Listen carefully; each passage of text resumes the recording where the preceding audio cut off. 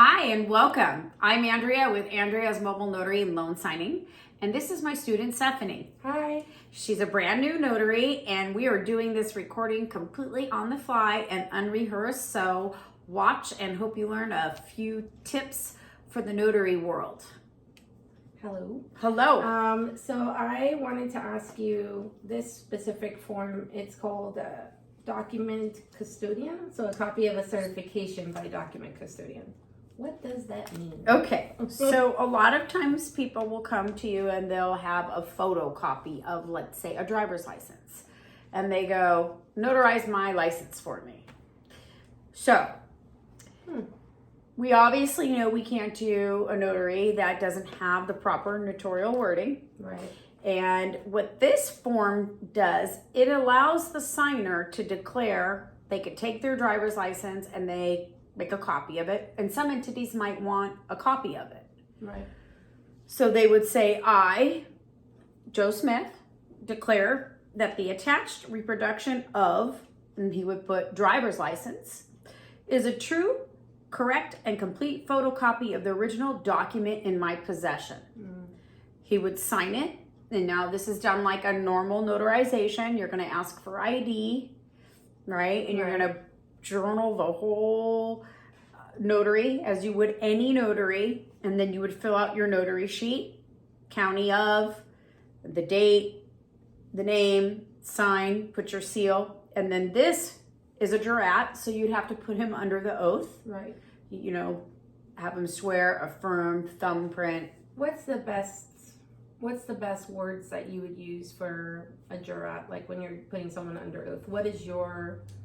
What are your words that you use? Because I know there's so many different ways, Andrea, but I want to try to find the right words, and I don't know, like, how do we make this short, simple, and to the point? Well, and that's a great question, and that's why it's always really good to keep a copy of the Secretary of State's Notary Handbook. I keep a copy in my car, and I also keep a copy on my laptop, even though I've been doing this for 19 years now. Basic questions, especially in the beginning, that was my Bible.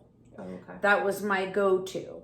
I don't so much need it now, but as a new notary, I recommend that because it'll tell you how to cover these types of procedures, you know, and I have them raise their hand and I say, do you swear or do you affirm?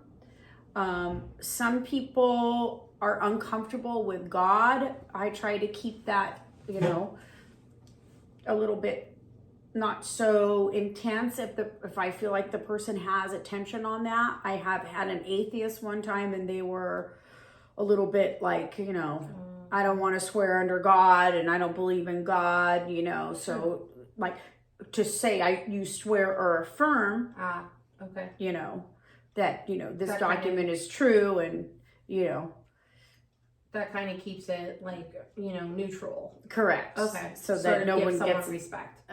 Yes, and nobody gets offended. Yeah. Okay. That's a good way. So when you're putting them under oath, this particular document by custodian requires that oath as the jurat. Sure. And then you would sign, seal, and then optional information. You know, the name of the signer, the number of pages, document date, the capacity. And you know, down here on this box, Andrea, it does say like if I put the type of document it was or how many pages. Do I notarize with my seal every document? Like, let's say he had more than just the one sheet to do. Okay, that's a great question. So let's say he had a driver's license and then he had a passport copy. That's a separate document. Okay. But do I like... Yes. What I put, okay. Yeah, because now he's got to fill out that he's got a true copy of his passport. Sure. It's a brand new document, brand new notarization. Oh, okay. Okay, got it. Yeah. So this, in essence, allows a person to declare that they have a reproduction of and a copy of the original document that was in their possession. Okay. Thank Okay. you. Yeah, you're welcome. Does that cover all your questions? On this document, yes. As far as the journal entry, have you ever had a moment where someone has come to you from the public and asked you for a copy of your journal? In 19 years, I think it's happened twice, and it was an attorney. And they followed the laws and procedure of request for that. There is certain guidelines that have to be followed. Okay. I have to think what they are because I never use them. Huh? The top one.